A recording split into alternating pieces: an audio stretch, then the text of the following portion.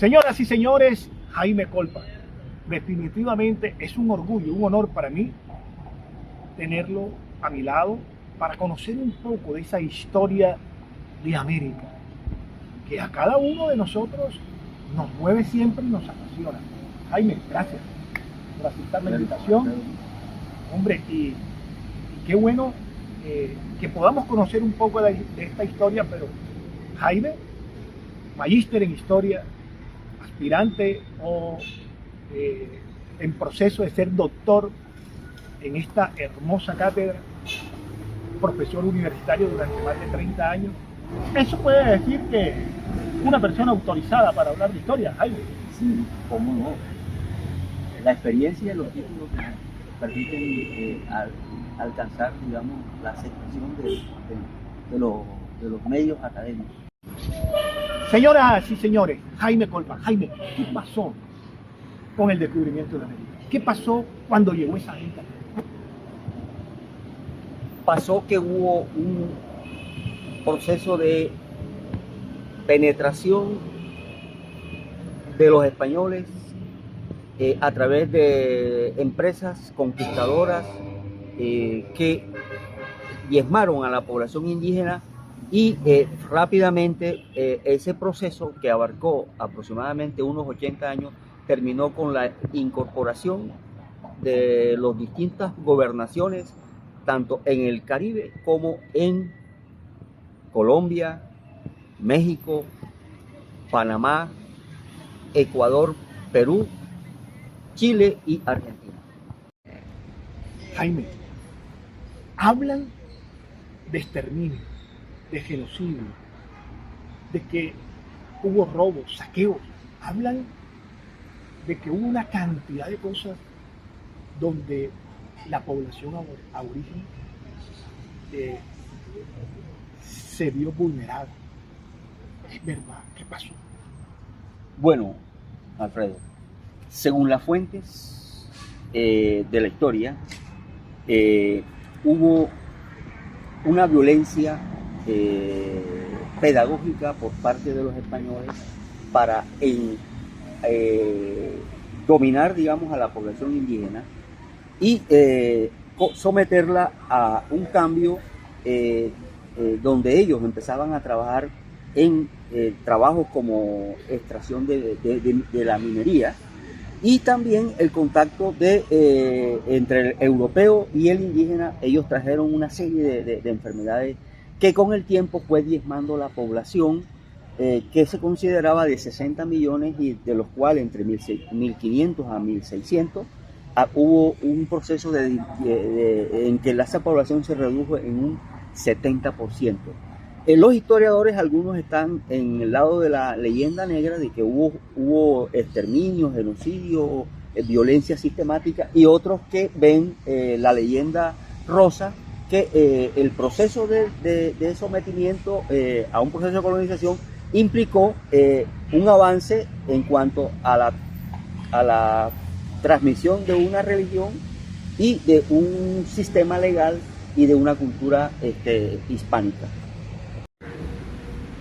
¿Cómo fue la vaina de que llegaron españoles, portugueses, llegaron ingleses, franceses? Oye, ¿y cuándo se meten los negros aquí a la nota, o había negros? Bueno, el historiador inglés Matthew Restall, que escribió un libro, Los 7 mitos de la conquista española, muestra un mito que es el guerrero invisible. Es decir, los españoles no actuaron solos, estaban acompañados de una serie de ayudantes y sirvientes que eran los antiguos esclavos que traían de África, y que por vínculos de la lealtad ellos los acompañaron en sus expediciones. Asimismo, los indígenas, cuando vieron a esos españoles con armaduras, montados a caballo, Se montaron una película. Se montaron una película mental, que eran la llegada de los dioses que ellos adoraban. Y luego los españoles vieron que los indígenas estaban divididos y se metieron en la mitad y los bajaron del caballo. Miércoles. Se quedaron 500 españoles que acompañaron a Cortés con el imperio, que es la idealización del gran conquistador por parte de los historiadores de la conquista y también los historiadores norteamericanos del siglo XIX, que muestran a Cortés como el arquetipo del conquistador y el modelo que los otros conquistadores tomaron para expandirse, como Pedro de Valdivia en Chile, Diego de Almagro en el Perú, que acompañó a Pizarro, y que Pizarro también encerró a Atahualpa en Cajamarca y lo mató. ¿Y lo mató por qué? Porque él se metió en una pelea que existía, una división entre los indígenas, entre Atahualpa y Huáscar, quién iba a ser el emperador, y lo bajó del caballo. Oye, pero hablas una vaina importante. Los indígenas también tenían sus combos, y sus reyes, y sus emperadores, y sus vainas. ¿Cuántos? Ellos, los indígenas, tenían una estructura de cacicazgo, que eran como especie de gobernadores territoriales, y de un emperador que dominaba sobre un territorio de pueblos que hablaban distintas lenguas y que realizaban distintas faenas. Eran los más fuertes. Eran los más fuertes. ¿Quiénes eran? El caso de los aztecas, que hacían rituales donde sacrificaban guerreros en las pirámides, que eso muestran las fuentes. Y lo mismo pasaba en el Perú, donde los incas, que adoraban al dios del sol, sometían y dominaban a los guerreros de los pueblos vencidos por ellos mismos. Señoras y señores, conociendo esta historia de América, algo espectacular, maravilloso. Jaime, ¿cómo es la vaina de los cartógrafos?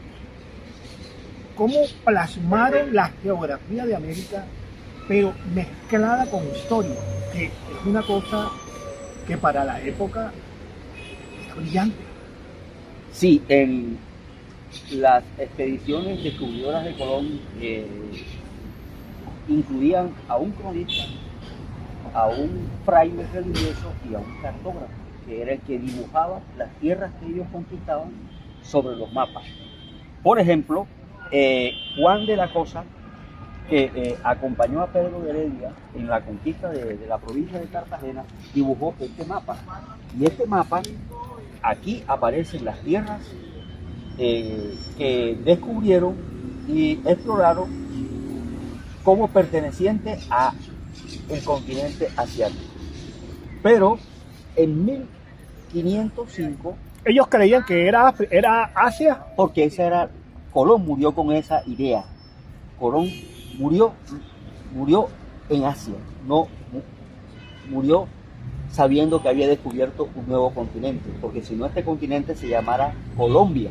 Por Colón. Por Colón, porque Simón Bolívar le dio el mejor nombre de todos los países a nuestro país, Colombia, en honor a Cristóbal Colón.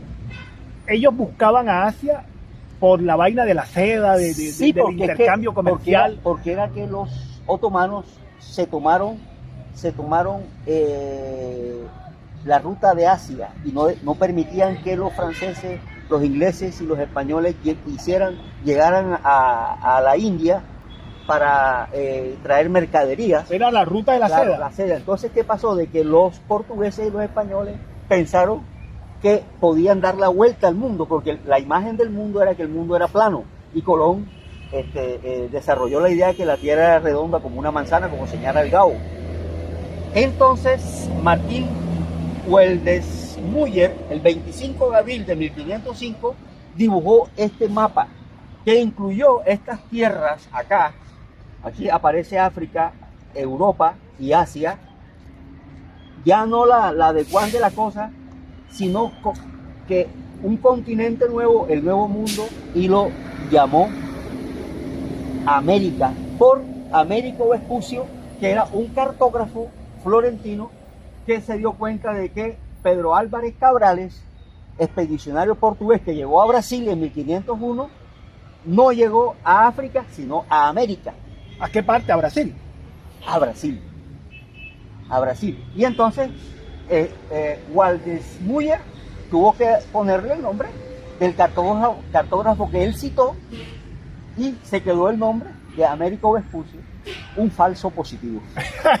Está buena la vaina. Y la otra, ¿qué significa? Bueno, y este mapa es un mapa de Sebastián Münster, también austriaco, de 1561, que mantiene América. Ve aquí ya está dibujado Cuba, Panamá, Tenochtitlán, aquí que es donde Cortés logró destruir el imperio azteca y que los españoles organizaron la estructura de Nueva España y América del Sur y América del Norte, que ya está dibujado y que se acerca, digamos, a los mapas, digamos, de hoy, modernos. Bueno, y ya teniendo este mapa, entonces acá se concentran. Mira, aquí están los franceses. ¿Por qué llegan los franceses allá? ¿Cómo? ¿Por qué llegan los franceses a Norteamérica, a Canadá? Porque era que el mundo había sido repartido por unos tratados en el cual esos tratados se hacían entre los monarcas y el Papa. El Tratado de Tordesillas que se firmó, digamos, un par de años antes del descubrimiento de América, dividió las tierras entre portugueses y españoles. Y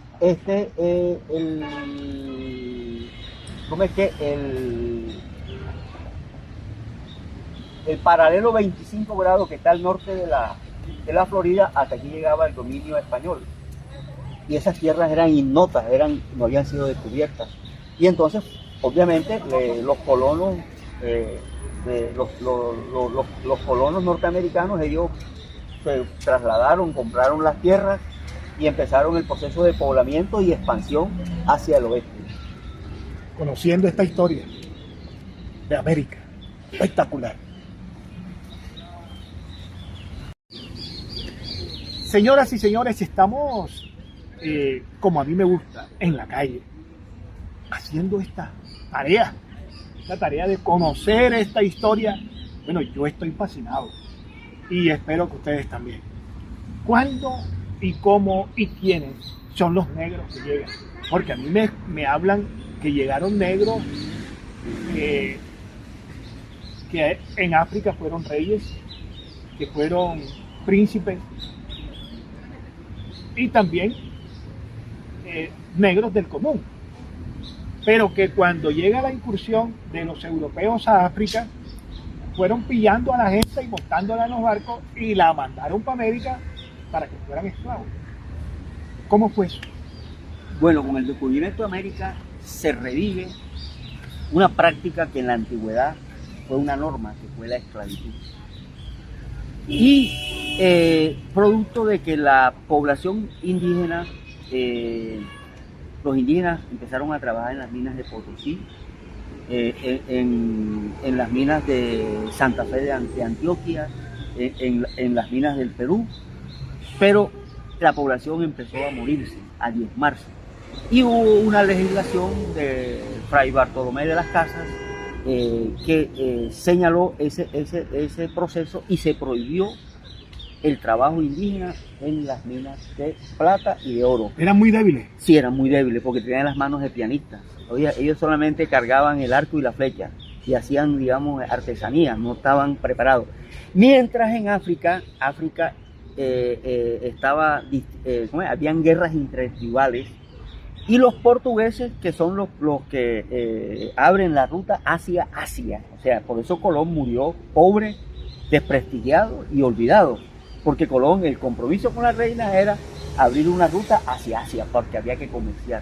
Entonces... Pero les consiguió oro porque España estaba mondada, estaba llevada en ese momento. Claro, porque entonces el oro estaba en la tierra porque los españoles fundaban una civilización que eran nuevas ciudades fundadas con su legislación, con su estructura, que tuvieran población indígena para que les sirvieran, y segundo, que tuvieran riqueza aurífera, que tuvieran oro y plata. Y entonces se autorizó la importación de los esclavos, y entonces los portugueses eran los que se encargaban de cazar los esclavos, traerlos con grillete al puerto de Cartagena y los vendían como en unos supermercados, el Éxito, la Olímpica, los exhibían y era la mano de obra más costosa de la época. Y entonces el Caribe, la producción del cultivo del tabaco, de la caña de azúcar, toda esa faena, digamos, que es el mundo donde se incuba, digamos, nuestra música afrocaribe, que es la salsa. Y los haitianos. Y los haitianos, sí, los haitianos, los jamaiquinos. Los haitianos fueron potencia en lo que tiene que ver con oro, plata y todo eso. Sí, porque es que Haití era la colonia más rica que tuvo Francia. Los cultivos de tabaco, de caña de azúcar y la producción de azúcar hacia Europa se daba por las condiciones, digamos, de la naturaleza que tiene la antigua española, que se divide entre Haití y Santo Domingo. Conociendo la historia, la iglesia, ¿qué papel juega en toda esta vaina de América, del descubrimiento? Pero además, yo veo que América Latina hoy prácticamente congelada, en poco desarrollo y crecimiento, pronto arraigado. Y Norteamérica, Canadá y Estados Unidos florecen.